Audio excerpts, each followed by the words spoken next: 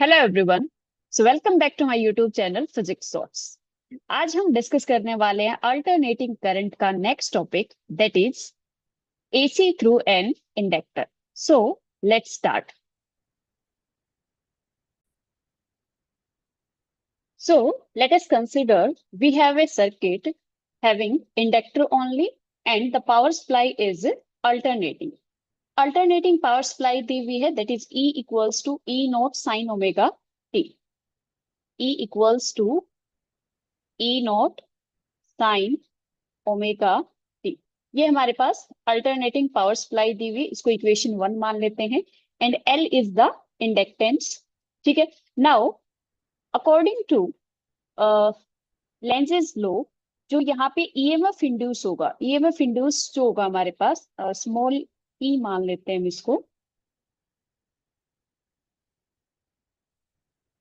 Inductor coil के अंदर जो ईएमएफ इंड्यूस होगा, that will be E equals to minus d phi divided by d t होता है।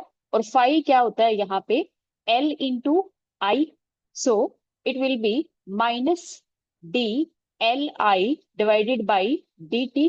और एल जो है यहाँ पे, ये क्या है, कांस्टेंट है। सो जो ईएमएफ इंड्यूस्ड है, this will be minus L d I divided by d T. This is equation number 2। सो यहाँ पे ये जो हमारे पास इक्वेशन है, फर्स्ट इक्वेशन, ये तो वो ईएमएफ है जो हमने पावर सप्लाई दे रखी है। और ये कौन सा है, जो इंडक्टर के अंदर इंड्यूस्ड ईएमएफ है। ठीक है। नाउ अब हम क्या करेंगे, इस सर्किट के अंदर किरचॉफ्स रूल लगा देंगे। ठीक है। सो केवीएल के अकॉर्डिंग क्या होता है कि पूरे सर्किट के अक्रॉस जो ईएमएफ होता है वो क्या हो जाएगा, इक्वल्स टू जीरो हो जाएगा। नाउ यहाँ पे अगर हम किरचॉफ्स रूल लगाएंगे, so it will be E plus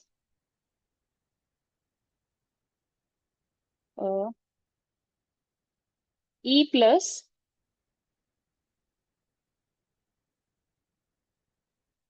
minus L d I upon d t will be equals to zero. ये होगा according to Kirchhoff's rule. So यहां से E इक्वल्स टू हमारे पास क्या आ जाएगा, E will be equals to L d I upon d T. और हमें यहाँ पे फाइंड आउट क्या करना है, करंट फाइंड आउट करना है। सो करंट हमारे पास क्या आ जाएगा यहाँ से,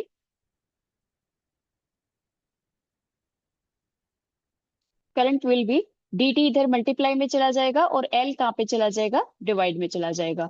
सो D I will be equals to E into D T. ये डी टी यहाँ पे डिवाइड में था, इधर मल्टीप्लाई में चला जाएगा। और एल जो है ये क्या है, मल्टीप्लाई में है। सो इसको दूसरी साइड लेके जाएंगे तो ये कहाँ पे जाएगा, डिवाइड में चला जाएगा। So D I equals to क्या आ गया, E divided by L D T. अब फर्स्ट इक्वेशन से हम ई की वैल्यू पुट कर देंगे यहाँ पे।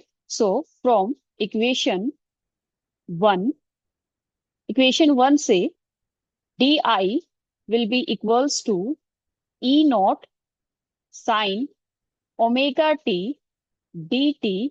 और डिवाइड में क्या था यहाँ पे हमारे पास, एल। ठीक है। नाउ ये हमारे पास आ गया डी आई। टोटल करंट निकालने के लिए हम क्या करेंगे, यहाँ पे इंटीग्रेट कर देंगे। So integrating on both side,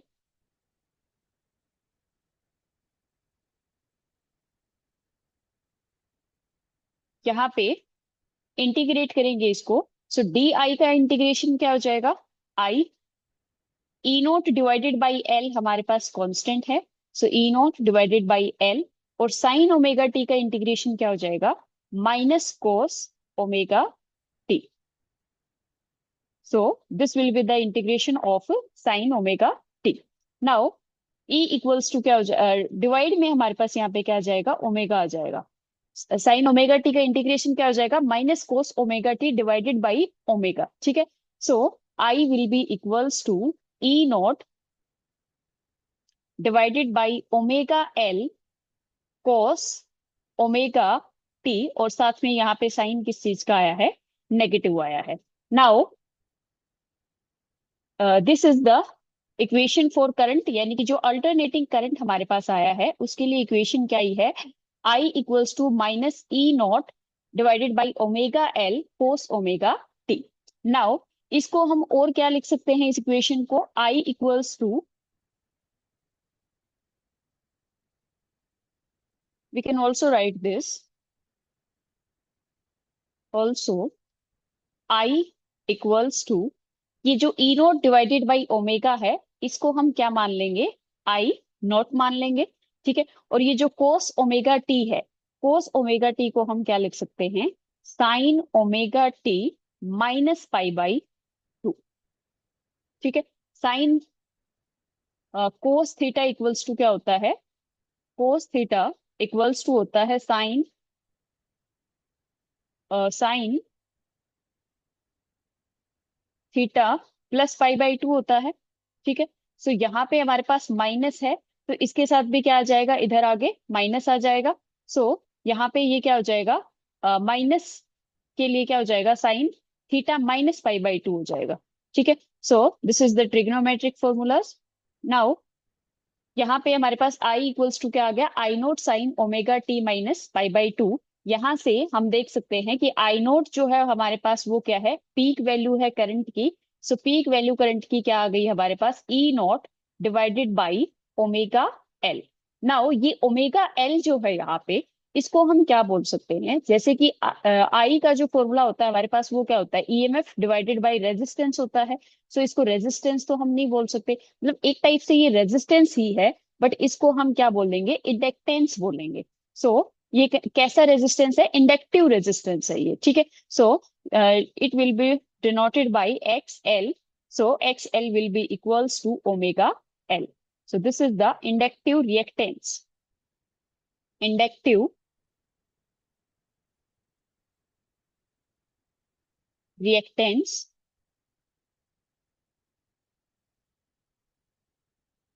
ठीक है, सो ये आ जाएगा हमारे पास करंट के लिए रिलेशन।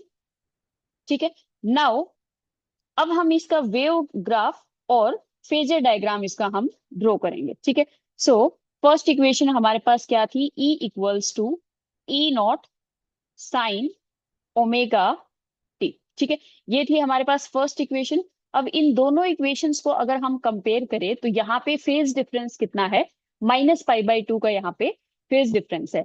दैट मीन्स हम कह सकते हैं कि जो करंट है वो ई नोट से क्या है, minus pi by to lag कर रहा है। That means current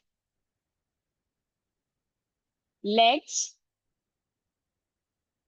behind EMF by pi by to, यानी कि पाई बाई टू से ईएमएफ से जो है करंट क्या है, पाई बाई टू से पीछे है। ठीक है, नाउ इसका ग्राफ हम ड्रॉ करेंगे। सो ग्राफिकल जो रिप्रेजेंटेशन है इसकी वो क्या हो जाएगी,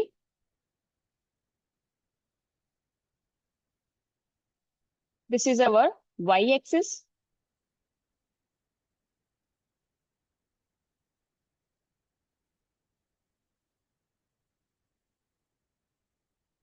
and this is x axis.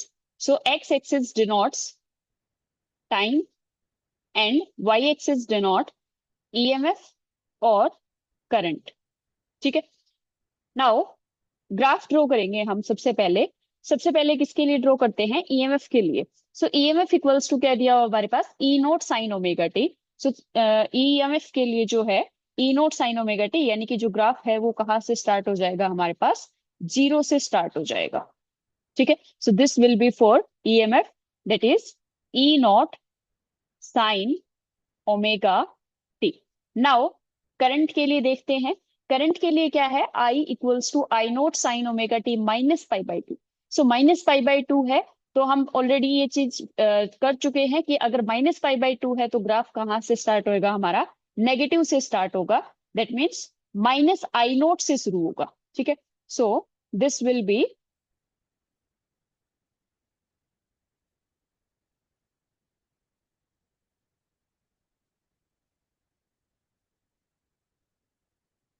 This will be graph for I naught sine omega t minus pi by two, या फिर हम इसको क्या बोल सकते हैं, I naught minus I naught cos omega t. ठीक है, सो ये किसके लिए ग्राफ है? Minus I naught cos omega t, या फिर इसको I naught sine omega t minus pi by to हम बोल सकते हैं। तो this is the graphical representation. Now let us draw it's phasor diagram. Phasor diagram के अकॉर्डिंग क्या होता है? फेजर डायग्राम कौन सा ग्राफ होता है जिसके अंदर हम रोटेटिंग वेक्टर की हेल्प से ईएमएफ और करंट पे फेज रिलेशन को शो करते हैं। सो फेजर डायग्राम क्या होता है? जिसमें हम रोटेटिंग वेक्टर की हेल्प से फेज ईएमएफ और करंट के फेज रिलेशन को शो करते हैं। सो यहाँ पे हमने देखा कि जो ईएमएफ है वो क्या है? ई नोट साइन ओमेगा टी है। सो मान लेते हैं जो ईएमएफ को रिप्रेजेंट कर रहे हैं, this this vector is representing EMF.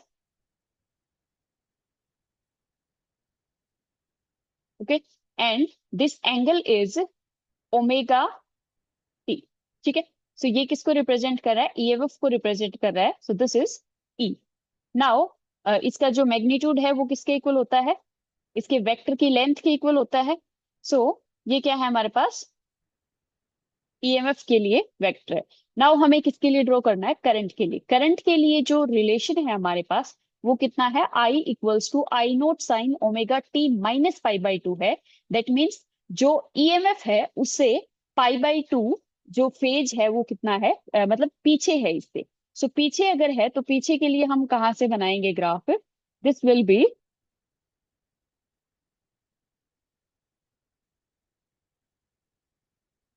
this will be graphical representation for I naught,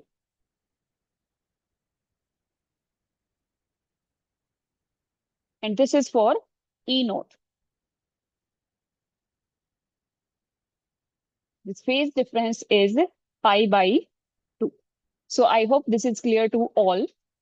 Now we will discuss the power dissipation in AC circuit containing inductor only.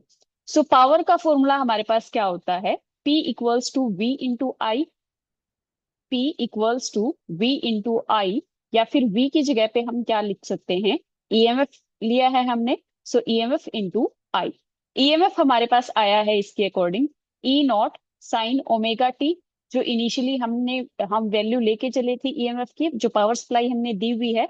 और इसके अकॉर्डिंग जो करंट की value आई है हमारे पास वो कितनी आई है? I naught sine omega t minus pi by two. So P equals to क्या हो जाएगा? E naught sine omega t into I naught sine omega t minus pi by two. So इसको सोल्व करेंगे हम। E naught into I naught, और यहाँ पे ये क्या है? साइन ओमेगा टी, और ये जो sign omega t minus pi by to था ये क्या, इसको हम क्या लिख सकते हैं? कोस omega t minus cos omega T लिख सकते हैं। सो यहाँ पे नेगेटिव साइन आ जाएगा और माइनस कोस ओमेगा टी आ जाएगा। ठीक है, now two sine theta cos theta equals to क्या होता है? Cos two theta. ठीक है, सो यहाँ पे ये फॉर्मूला बनाने के लिए हम इसको क्या करेंगे? टू से मल्टीप्लाई कर देंगे और टू से यहाँ पे डिवाइड कर देंगे। So two sine theta cos theta, two sine omega t cos omega t हमारे पास क्या हो जाएगा? कोस टू ओमेगा टी हो जाएगा। That is minus E naught I naught divided by two, and this will be cos two omega t. ठीक है, सो ये आ गया हमारे पास पावर का फॉर्मूला। अब हमें क्या निकालना है? एवरेज पावर निकालनी है। सो एवरेज पावर निकालने के लिए हम क्या करेंगे? इसका इंटीग्रेशन करेंगे। दैट मीन्स इस पूरी वैल्यू की एक एवरेज वैल्यू निकाल लेंगे। सो इसकी एवरेज वैल्यू, क्योंकि ये कांस्टेंट है, सो यहाँ पे ये वैल्यू एज इट इज आ जाएगी, E naught divided by I naught, और इसको हम टू भी लिख सकते हैं या फिर रूट 2 और रूट 2 भी लिख सकते हैं। सो आगे यहाँ पे अगर हम कोस टू ओमेगा टी का एवरेज निकालेंगे तो कोस टू ओमेगा टी की एवरेज वैल्यू कितनी होती है? 0 होती है। ठीक है, ये कैलकुलेट करके देख सकते हैं। इंटीग्रेशन करेंगे कोस टू ओमेगा टी का over a full cycle 0 to 2 पाई। सो इसकी वैल्यू जो होती है वो कितनी आती है? 0 आती है। सो इसीलिए यहाँ पे ये हमारे पास क्या हो जाएगा? 0 हो जाएगा। दैट मीन्स एवरेज पावर जो है हमारे पास इंडक्टर सर्किट के लिए कितनी हो जाएगी, 0 हो जाएगी। ठीक है। एसी सर्किट में कितनी थी, E R M S, into में आई आर एम एस थी। ठीक है। इंडक्टर सर्किट में हमारे पास पावर एवरेज पावर कितनी आई है, 0 आई है। So this is all for today. In next lecture we will discuss AC circuit containing capacitor only.